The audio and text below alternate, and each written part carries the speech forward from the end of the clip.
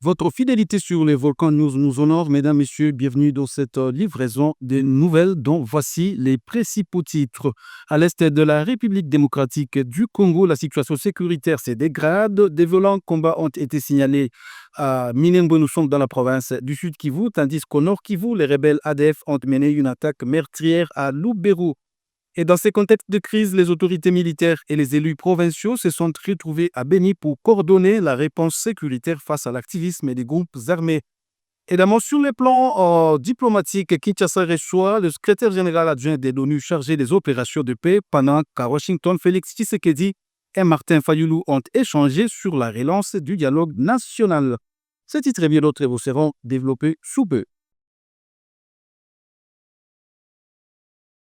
Et nous allons commencer cette livraison des nouvelles par la situation sécuritaire qui est restée extrêmement tendue à Minembwe dans les territoires de Fizi, Sud Kivu depuis la matinée de ce dimanche 8 février 2026. Des violents affrontements opposaient les combattants du groupe armé Twirwaneho aux forces armées de la République démocratique du Congo FARDC, appuyé par l'armée burundaise et les groupes d'autodéfense dits Wazalendo. Les combats ont été signalés principalement à Kalingi et dans plusieurs villages environnants. Des détonations d'armes lourdes ont été entendues dans la zone, provoquant la panique des populations civiles. Les bilans humains restent inconnus à ce stade, aucune autorité n'ayant encore communiqué officiellement. Et à Kinshasa, l'opposant porte-parole, opposant plutôt par parole, Kamizelo Soukadi, alias maîtrisable, comparé devant la justice congolaise. Il est poursuivi pour cybercriminalité qualifiée et offense au chef de l'État, Félix Antoine Tshisekedi, en cause des propos diffusés sur des réseaux sociaux jugés subversifs, accusant le président de la République d'être un traître national et de préparer la balkanisation du pays. Anciennement enlevé puis détenu avant son transfert au parquet, l'opposant a présenté des excuses dans une vidéo controversée. Ses partisans dénoncent une atteinte grave à la liberté d'expression.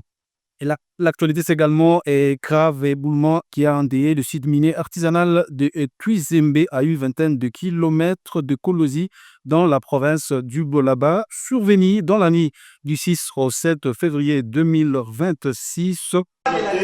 C'est noté, mais le tribunal voudrait bien comprendre. Cet acte d'accusation, il est repris, c'est que vos propos que vous avez tenus, vous l'avez dit tout à l'heure ici, qui est sur votre compte TikTok. C'est repris, Félix Tshisekedi signe l'accord, signe l'acte de balkanisation à Washington. Ensuite, traite nationale. Les amis de Paul Kagame sont les amis de Félix Tshisekedi. Les ennemis de la République du Congo sont les amis de Félix Tshisekedi. Autrement dit, M. Tshisekedi est le traître de la République. Quel a été le sens de ces propos ici? Est-ce que c'est à l'égard de l'administration ou à l'égard d'une personne bien spécifique? Que les gens ne soient pas... Ici, quand je parle de Félix Tshisekedi comme symbole que vous appelez symbole de la nation, eh bien je ne parle pas de Félix Tshisekedi comme individu. Individu, c'est mon papa, c'est mon yaya. Mais comme symbole, une institution, si les gens ne veulent pas qu'on cite pas le nom de Félix Tshisekedi comme c'était au monarchie du droit divin, eh bien qu'ils laissent les fonctions. Personne ne citera le nom. Donc j'ai cité le nom de Félix Tshisekedi comme symbole. Et puis ma déclaration est logique. Logique.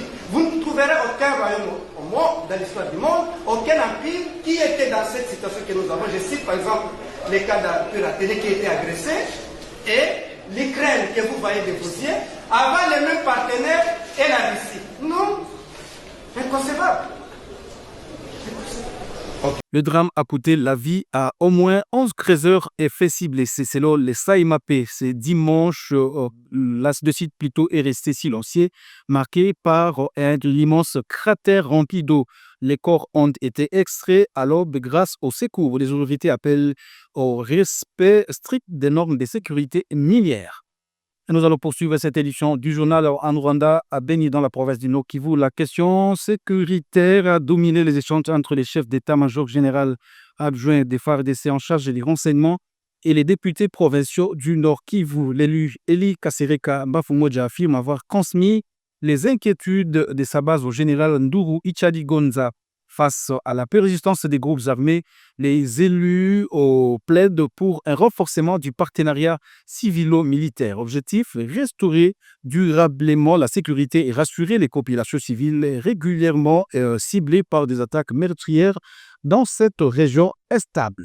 Kibumbashi nzwari katika mfao katika bantu wanatumika humu kinanguka kule kinakuwa kinashibiria batu puis par majorité kama unafuatilia bien hopital kulikuwa bajima bale bengine kana baua ni kamai unaona ngoya paniki kama unaona mtu kina mambo mwana mfikia mais hayamfikia hapa mfia kuluko na ria hapa kulikuwa pale place kamai kana muo donc hiki Kibumbashi kilikuwa kisholekea na mvula mkulekea na mvula shibota tukujatandre kile kitafari ni kitanguka donc bantu wanaanza tumikia hapa parce que mule ndani munekala na mo bantu memurukwa mai akukwe moya kutumika bantu wanaanza tumikia hapa ile sakio kinatoka kule na force ya mingi kinatoka kule kinakuwa kinaanguka mvile bantu barikuya hapa akukwe na moya kukimbia donc hivi tulitosha bantu bakufwa ni 11 personnes 6 personnes iko hospital njo bale bantu shi tunaona ako mu journée ya leo hakuna bantu bengine.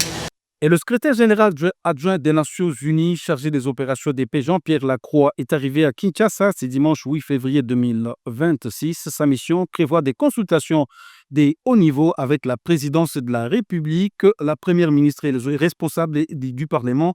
Il rencontrera également des représentants de l'opposition, de la société civile et des confessions religieuses. Cette visite s'inscrit dans le cadre de l'évaluation de l'engagement onusien en République démocratique du Congo, notamment dans un contexte marqué par l'insécurité persistante dans la partie orientale du pays. Et en marge du 74e National Prayer Breakfast aux États-Unis, le président Félix-Antoine Tshisekedi Tshilombo et l'opposant Martin Fayulu se sont rencontrés. Les échanges ont porté sur la nécessité urgente d'un dialogue national inclusif sous la médiation des confessions religieuses. Selon des sources proches, Fayulu a réitéré sa proposition de dialogue immédiat pour sortir les pays de l'impasse politique. Son parti politique et sa coalition Lamuka insistent sur la cohésion nationale, la pacification du pays et des réformes électorales crédibles pour une stabilité durable.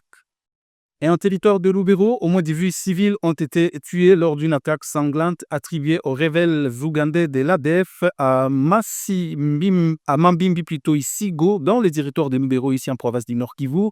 L'attaque est survenue dans la nuit du vendredi au samedi 7 février. Les assaillants ont d'abord investi les champs avant de s'en prendre aux habitants à l'armée blanche et par balles. 7 maisons ont été incendiées et plusieurs civils portés disparus. Les autorités, quant à elles, le préditeur local, quant à elles, confirme plutôt les faits, tandis que les populations fuient massivement la zone. Et plus au nord, à Beni, le général Nduru Ichadi Gonza a échangé avec les élus provinciaux et différentes couches sociales sur la situation sécuritaire. Lors de cette rencontre, les autorités ont mis en garde contre les manipulations de l'ennemi, notamment via l'armée numérique. Et le vice-gouverneur a exhorté les élus à faire preuve de patriotisme et d'unité nationale. Selon lui, la désinformation fragilise les efforts militaires et sème la confusion au sein de la population déjà éprouvée par la sécurité. Chef d'état-major général adjoint en charge des opérations et renseignements, mon général, au nom des gouverneurs militaires, je tiens à exprimer notre solidarité indéfectible envers la population du territoire de Beni, sans oublier aussi ceux du territoire de Lubero. Face aux défis sécuritaires, nous réaffirmons l'intensification des opérations de traque contre les forces négatives.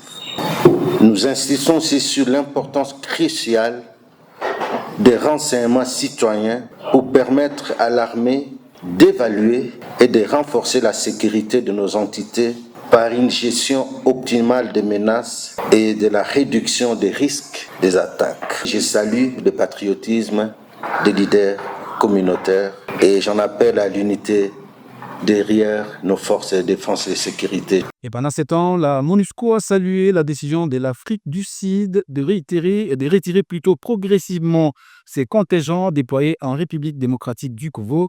Dans un communiqué officiel, la mission onusienne rend hommage à l'engagement de longue date des casques bleus sud-africains dans les opérations de paix. Elle honore également la mémoire des soldats tombés sous les drapeaux des Nations Unies. Malgré ce retrait, la MONUSCO assure poursuivre le dialogue avec Pretoria afin de garantir une transition ordonnée et maintenir les efforts de stabilisation sur le terrain. Selon le communiqué publié par le bureau du porte-parole de la MONUSCO, la décision a été notifiée par le secrétariat des Nations Unies. Elle concerne les retraits progressifs des troupes sud-africaines engagées dans les opérations de maintien de la paix en RDC. La MONUSCO salue l'engagement constant du gouvernement et du peuple sud-africain au service de la paix, rappelant que ces soutiens s'est étendu sur plusieurs décennies. Les casques bleus sud-africains ont joué un rôle important dans l'exécution du mandat de la mission, contribuant aux efforts de stabilisation dans différentes zones du pays. La mission onusienne rend également hommage aux soldats sud-africains tombés sous les drapeaux des Nations Unies, soulignant leur sacrifice au service de la paix en République démocratique du Congo. Malgré ces retraits, la MONUSCO s'est dit disposée à poursuivre les dialogues avec l'Afrique du Sud sur les enjeux globaux liés au maintien de la paix. Les échanges porteront notamment sur le partage d'expériences et les soutiens aux initiatives favorisant la stabilité. La mission assure qu'elle travaillera en étroite coordination avec les secrétariats de l'ONU et les parties concernées afin que la transition se déroule de manière ordonnée, sécurisée et conforme aux normes opérationnelles des Nations Unies. Et puis pour terminer, l'administrateur du territoire de Nyiragongo, Ephraim Kabasha, appelle la population du groupement Roussayo à renforcer la collaboration avec les services de sécurité. Lors d'une adresse communautaire, il a insisté sur la vigilance et la dénonciation rapide des mouvements suspects. Pour l'autorité territoriale, la sécurité est une responsabilité partagée entre l'État et les citoyens. Une coopération étroite permettra d'anticiper les menaces et de préserver la paix dans cette zone sensible régulièrement exposée aux risques sécuritaires. Ni kuwapa pole, lakini na kuambia kama usalama haiko basoda tu ndio wanapata ile. Usalama ni kazi ya kila mmoja. Tuko naelewana? Usalama ni kazi ya kila mkaaji. Mkingali na boga, jua nini? Adui mbaya ni woga. Mnajua ile? Uko naona tu unalia, basi tufanye nini? Hauite, haupane message, haufanye nini? Basodai tu akipata message banakuyaka mbio mbio kwa haraka sana. En tout cas, mimi sifurahi comportement. Mujitoshe hamo woga. Et c'est par cet élément, mesdames et messieurs, que nous arrivons à la fin de cette édition du journal sur les Volcan News. Merci à vous d'avoir été démontrés et surtout, abonnez-vous massivement sur votre chaîne. Au revoir.